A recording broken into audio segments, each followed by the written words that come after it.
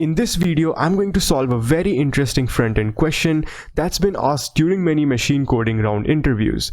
So without any further ado, let's get on with it. Now before we start implementing the solution of the question, I'm going to show you what the problem statement is. So over here you can see 7 boxes. So this is kind of like a 3x3 matrix, but except that these 2 boxes are missing. So now there are 2 major requirements of this task. The first task is when you click on a box, its color should change to green. And the second task is once you have clicked on all the boxes and changed their colors, the colors should revert back to their default colors based on the order in which they were clicked on. So what I mean by that is I'm going to start clicking this box first, then this box, then this, and this one, this, and now once I am done clicking this last box, you'll see what happens. I click on this and you can see these boxes one by one start going back to their default colors in the order they were clicked in. So consider if I start clicking this box first, then this box next, then this box, this, and so on. So now they will again start reverting back to the default color based on the order we initially clicked them on. So this is the problem statement. This was asked during the front-end machine coding rounds of many big companies. And honestly, solving this question would also enhance your JavaScript concepts a lot. And I'm going to solve this question in React because the company also asked to solve this question in React itself. Without any further ado, let's get ahead and start building this. So I have this, my local setup set over here, and you can see this page is empty. And over here I have my final build.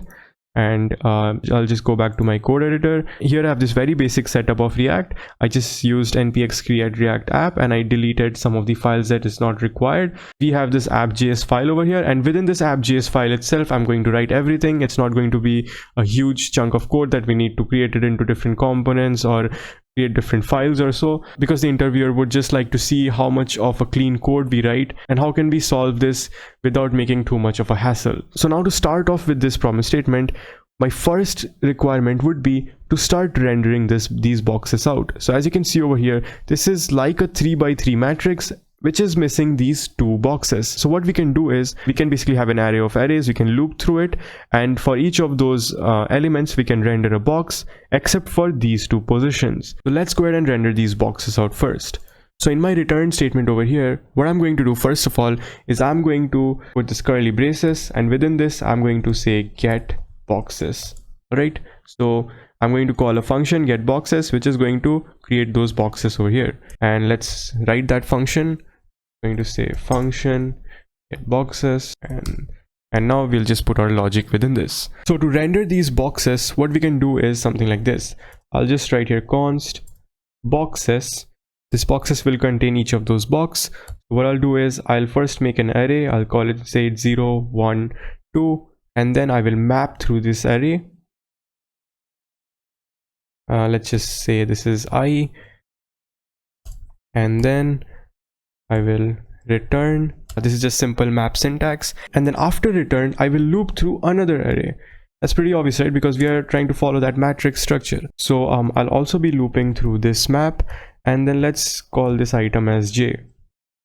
Right, so I is going to be individually these 0 1 2, and j is going to be these 0 1 2. So for the first iteration it's going to be 0, I is going to be 0, and while j loops through 0 1 2, and that's going to render the first 3 boxes, and then so on. For 1 it's again going to loop through 0 1 2, and for 2 it's going to do the same thing. All right, so after the second return, all I'm going to do first of all is I'm going to write a condition, and in this condition I need to make sure that I render the boxes for each and every traversal except these 2 boxes.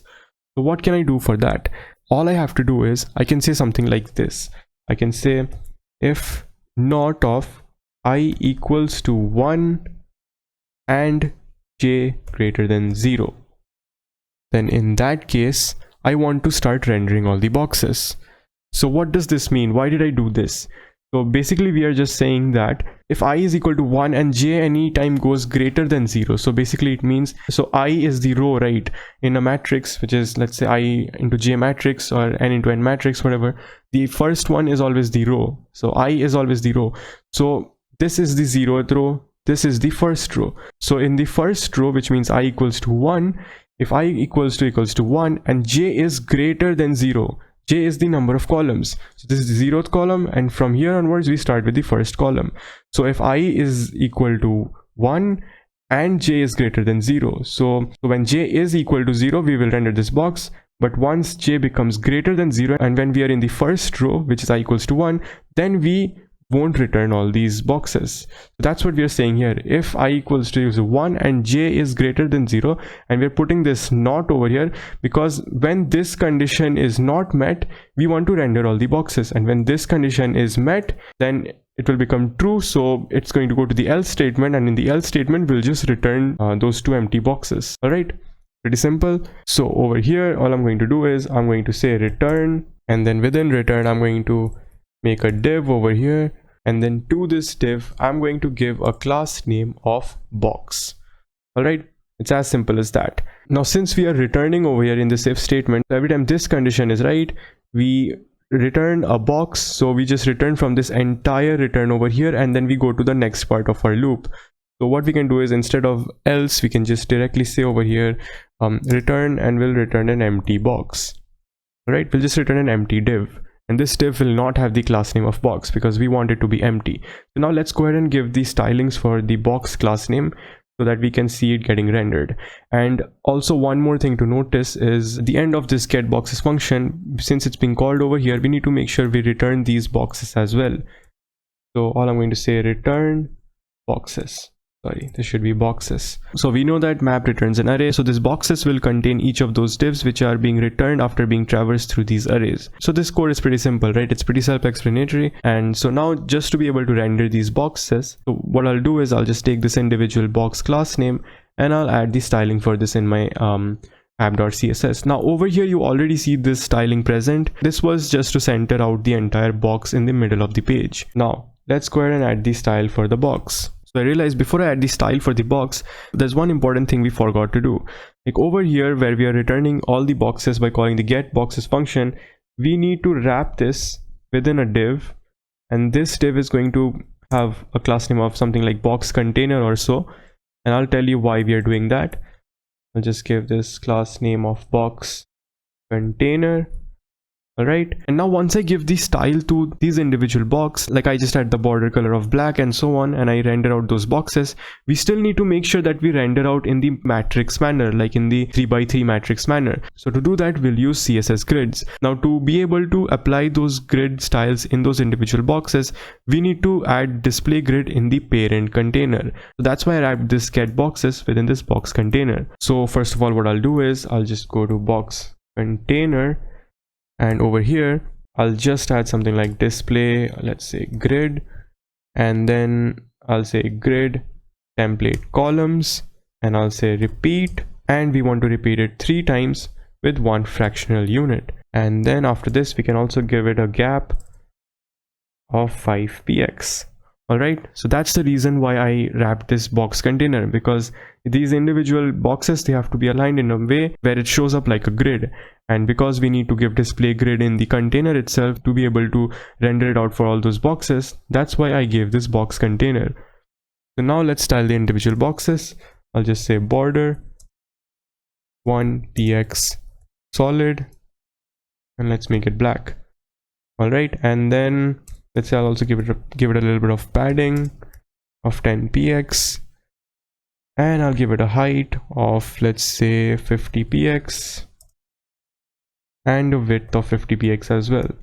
All right, so that should be it. I'll just save this. I'll save my app.js file as well, and I'll go to my current build, and there you go. You can see the boxes have been rendered out just fine. So now if I click on each of these boxes, nothing's gonna happen, but the boxes are rendered out exactly like how it's supposed to be rendered out in our final build. Now mark my words, I've zoomed into this screen, so if you're following this code, you might get to see these boxes being small like this, but since you can increase the height and width if you want. For now I'm just going to keep it zoomed in like this. So now let's go ahead and add the next functionality, which is when I click on each of these boxes, it should change its color to green. Now always keep in mind that during machine code round interviews, you should not just start thinking about the bigger picture right from the start. Start small, start to make points based on how you can approach this task, and if you can't find the entire picture of how you can build this, just start implementing those individual things one by one, and it might just hit you how to solve the entire thing gradually. So that's why I'm not thinking about what to do in the end. I'm just thinking about the next task, which is nothing but to add the green color every time I click on each of these boxes. So now let's go ahead and do that. So now to do that, the thing that makes sense is in this div of box which we have, we need to give this an onClick event. Now this onClick will call a function, and we can call that function something like change color.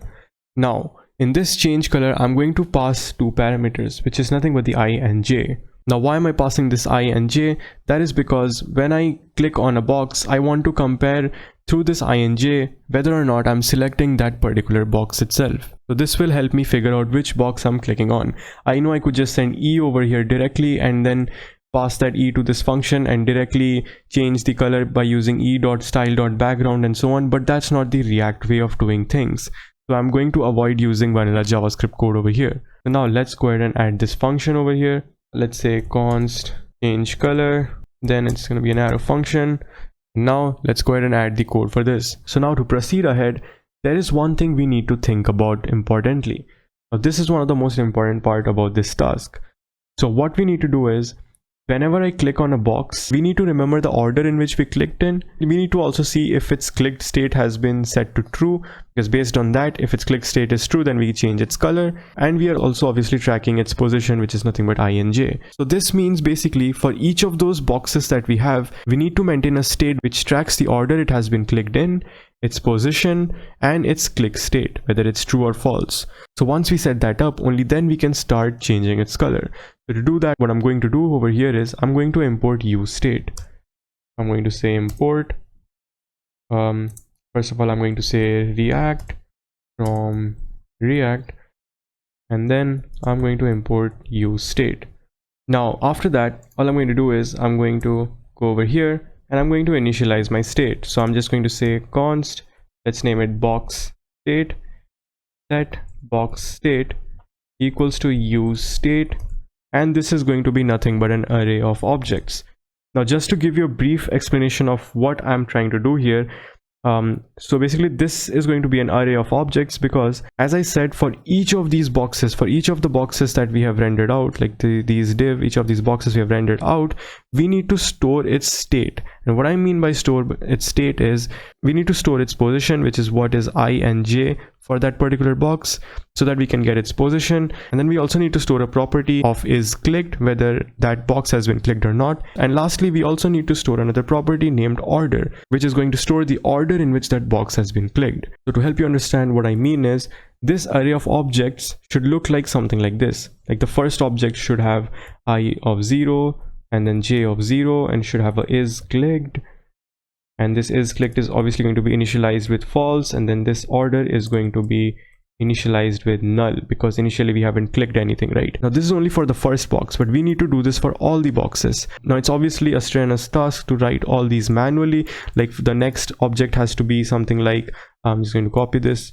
The next object would be like j of 1, I is obviously going to be 0, j of 1, and then false and null again. Now obviously we won't write these for each of those boxes. So instead what I'm going to do is I'm going to make use of the getBoxes function, where we are looping through these loops and creating these boxes. So I'm going to do something to shorten this code by a lot. I'm going to remove this manual task. I'm going to call getBoxes over here, and within this I'll just pass a parameter and I'll call it initial. So this will just be a string named initial. So now this getBoxes will take an argument of, let's say, type, and now all I need to do is whenever the type is initial, only for those cases we will render out an object having its ij properties and is clicked and order set to false and null respectively.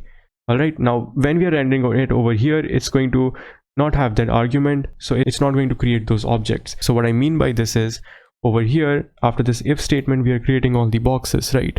So what I'm going to do is, after this if statement, I'm going to say if type equals to initial, that means we are just trying to initialize things. Then for that, all I'm going to do is we need to store an array of objects over here, right, in the use state. So what I can do is I can, within this getBoxes, I can create a variable named boxes data equals to an empty array, and then I can just simply say over here boxes data dot push, and of course we need to return this as well, because whenever the type is initial and this loop starts to work, we want to push those individual objects into this box's data and keep returning, because we don't want to execute this line whenever we are trying to initialize these boxes, right? So what I'm going to do, I'm going to do boxes data of push, and I'm going to store the I value and then the j value, and then an is clicked of false, and then an order of null. Now this made things so much more simpler. Instead of manually writing all those cases, I'm just returning this box data from this getBoxes function whenever the case is initial. So now it's going to return an array of objects having I, j, is clicked, and order for each of the boxes itself. And this is the same as writing I of I. That's why I'm just writing this I over here. Now after all this is done, in the end I just need to return this box's data. So what I'm going to do over here is I'm going to say if type is equal to initial, then for that initial case, this one, I'm not going to return the boxes, but instead I'm going to return the boxes data. Alright, simple as that. So this boxes data is going to be returned over here, and this box state is going to be equal to the boxes data. Now just to see if that's working, what I'm going to do is within this change color function, I'm going to console.log the box state. Alright, so now I'll just save this, and in our browser let's go ahead and check this out. I'll just open my console, and now when I click on a box, you can see 7 items over here. So 7 items is correct because there are 1 2 3 4 5 6 7 boxes over here. So 7 items where each object is going to map to that individual box. So you can see for I of 0 and j of 0, which is this first box, is clicked as false, order is null. Similarly for 0 1 0 2 and then 1 0, but it doesn't go to 1 1 and 1 2 because it skips these two because of that if statement that we had, and then 2 0 2 1 and 2 2 for these 3 boxes. So instead of manually writing each of these objects within the use state, we just utilize the getBoxes function to basically initialize those values. So this reusability is also going to make the code look much cleaner. So now that we have the state for each of those boxes, things are going to become pretty simpler. So what I'm going to do first is now let's focus on changing the color of that box. This state that we received now is going to help us change the color of the box. So what I'm going to do over here is change color receives I and j as the value, right? So whenever we click on a box, its respective I and j position is going to be sent to change color. Now what we need to do is, since we are receiving the I and j of the box, of the individual box itself, so whenever we click on a box, we need to make sure we loop through this box state, and for that respective I and j position, we need to change its is clicked to true. Pretty simple, right? And then over here in this, we are just going to use the style attribute, and then we are going to change the background color if the particular box for the I and j position has its is clicked set to true. Now to show you what I mean, we need to do something like this. I'm going to say let temp equals to box state, and then I'm just going to say const selected box equals to I'm going to say temp dot find item equals to, we need to return that particular object where item or dot I equals to the I, and item dot j equals to j. All right, so when we do that, we will get the particular object for the box that has been selected. And to show you what I mean by that, I'll just do console log selected box. All right, and okay, let me go to my browser, just remove this, and then when I click on this box, I get the object for that particular box, which is I of 0 and j is 2.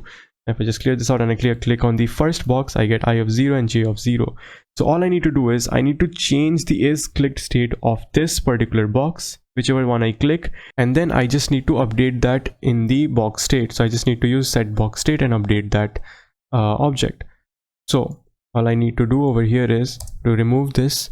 I'm going to say for that particular box, I have that particular box selected through selected box. So I'm just going to say selected box dot is clicked equals to true. And then after this, what I can do is I can also change the order simultaneously. So to do this, what I can do is something like this. I can go up here and I can declare a variable named order and set it to 0. And I just have to do something very simple over here. I can say selected box dot order equals to we'll do plus plus order. All right, now for that individual box, that selected box is equal to, its isClick state is going to become true and its order is going to become 1. So whichever box I select next, because the global value order will already be 1 after the previous click, so whichever box I select next, its order is going to become 2 due to this plus plus. That's why I have set this global variable order over here. And then lastly, I just need to do set box state, and then I need to store that temp variable over here. Now remember, because this selected box is also attached to this object returned by temp, because this is an array, so the selected box is going to be attached to that temp by reference.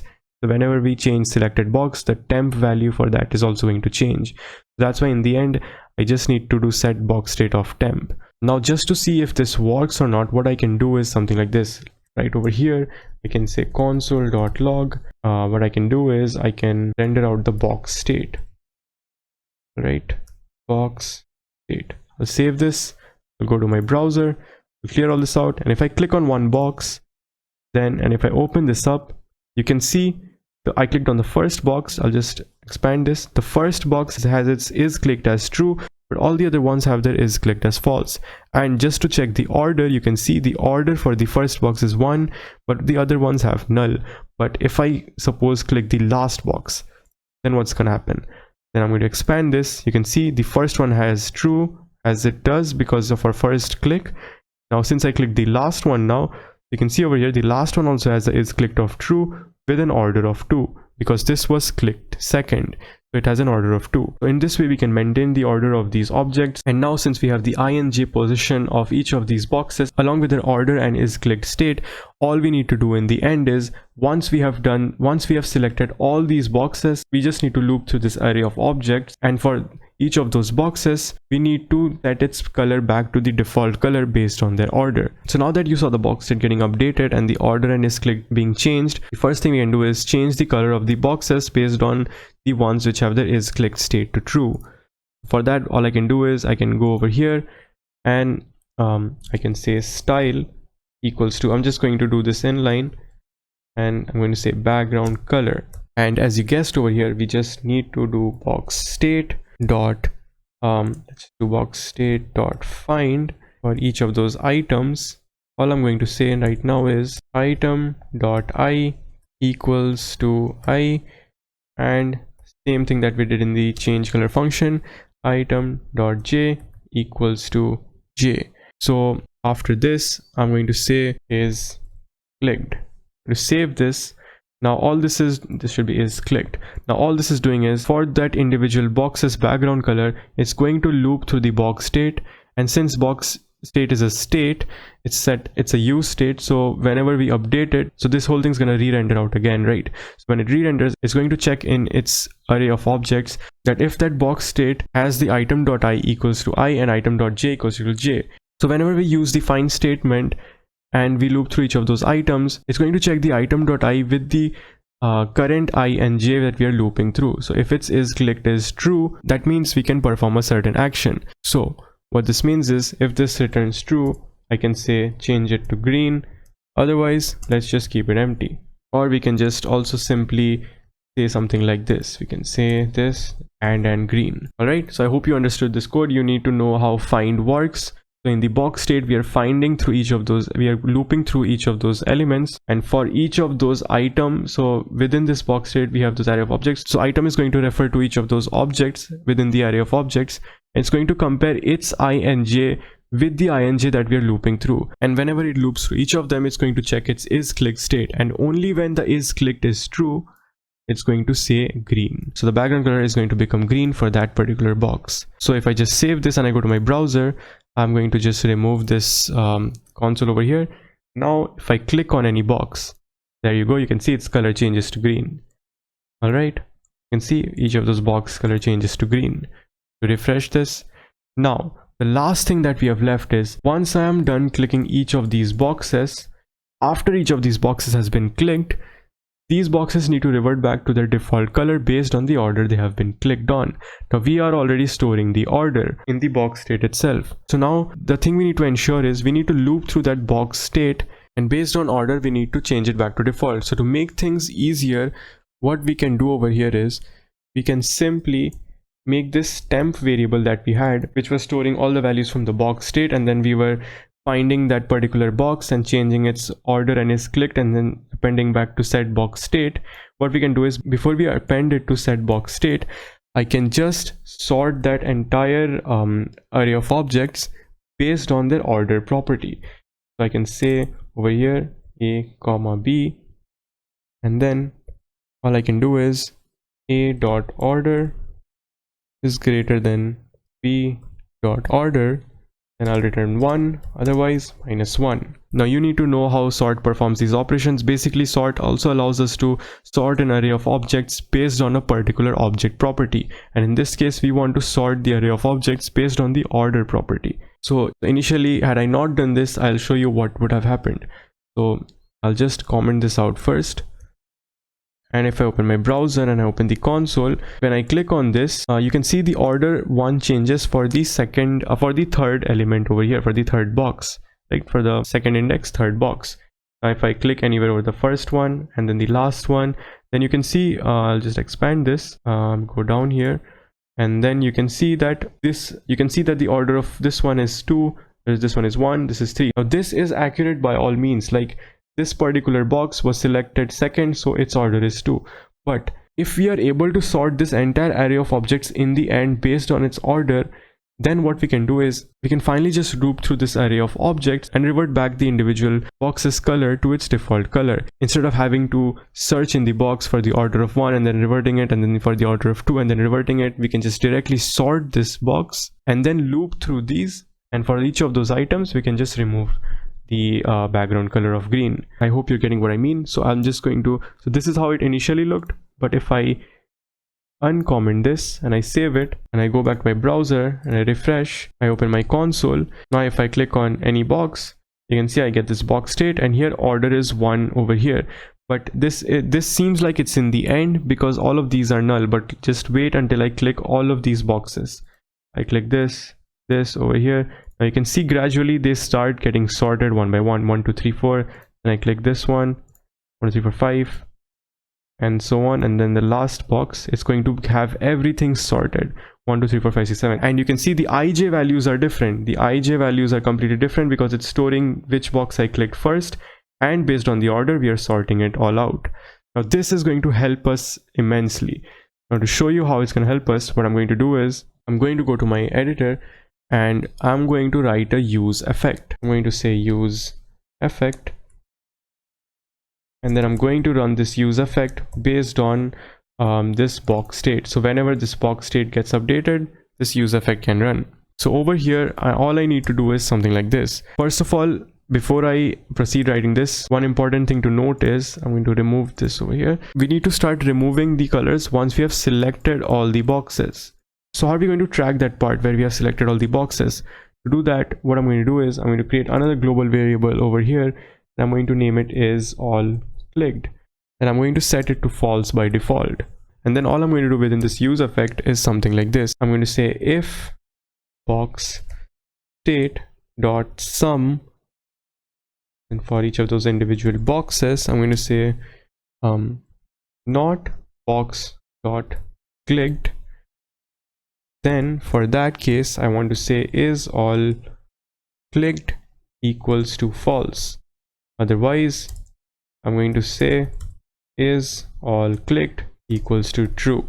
This should be is clicked, not clicked. All right, so what this means is we are going to loop through each of those boxes in the box state, and if any of the boxes have their is clicked state as false, then we are going to return from this sum, because what sum does is whenever this condition returns, whenever this condition matches, it's going to return out from the loop. It's not going to loop through anymore. Whenever it finds any box object having its is clicked value as false, it's going to return from it, and this condition is going to become true, because sum will return true if this condition returns true, and we are checking if box dot is clicked is false, right?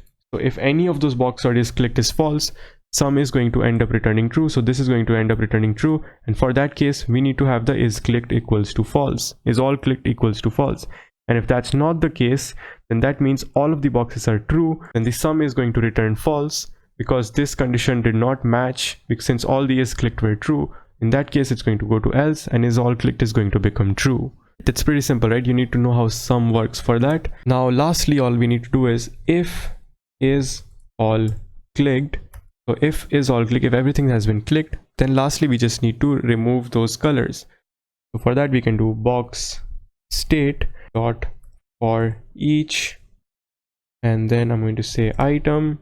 We're going to access its index property as well, and then I'm going to say return, and we are going to use set timeout, and then over here I'm going to set this timeout as 1000 milliseconds into index plus 1. So for the first box it's going to be 0 plus 1, which is index plus 1, 0 plus 1 into 1000, which is 1 second, then it's going to be 1 plus 1, which is 2, it's going to be 2 seconds, and so on. So it's going to go 1, 2, 3 seconds, and so on. If I just keep this 1000 and I remove this part, then all of those boxes are together going to revert their colors. That's why we are doing this, so that each box after a second start to lose their color. If you didn't understand what this meant, I'll remove this later and show you what would happen in that case as well. So now within this set timeout, all I want to do is I just want to write temp box, and I'll select all the values of the box state. I just do this so that I can update the set box state that we have, because we should not directly mutate the state, right? So I always store it in a variable first, and then in the end append it to set box state. These are basic React principles you should be aware of.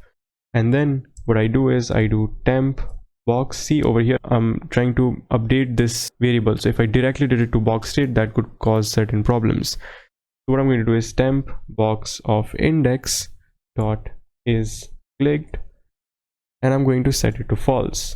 I hope you understand what this means. I'm getting all those boxes, and then since we have it completely sorted based on order, so first one is obviously going to be the order of 1. So for that particular box, which is going to be index of 0, of course, we are setting the is clicked to false, and after a second it's going to revert to false. And when is clicked becomes false, the whole page is going to re-render again, right? Because we are going to set this within the box state. We are going to set the temp box within the set box state. So when the is clicked for the first object having the order of 1 gets set to false, the application is going to re-render. This get box is going to get called again, and then when it checks over here for the background color, it's going to see for that particular item is clicked as false, so it's not going to set the background color as green. I hope you understood this. It's pretty self-explanatory.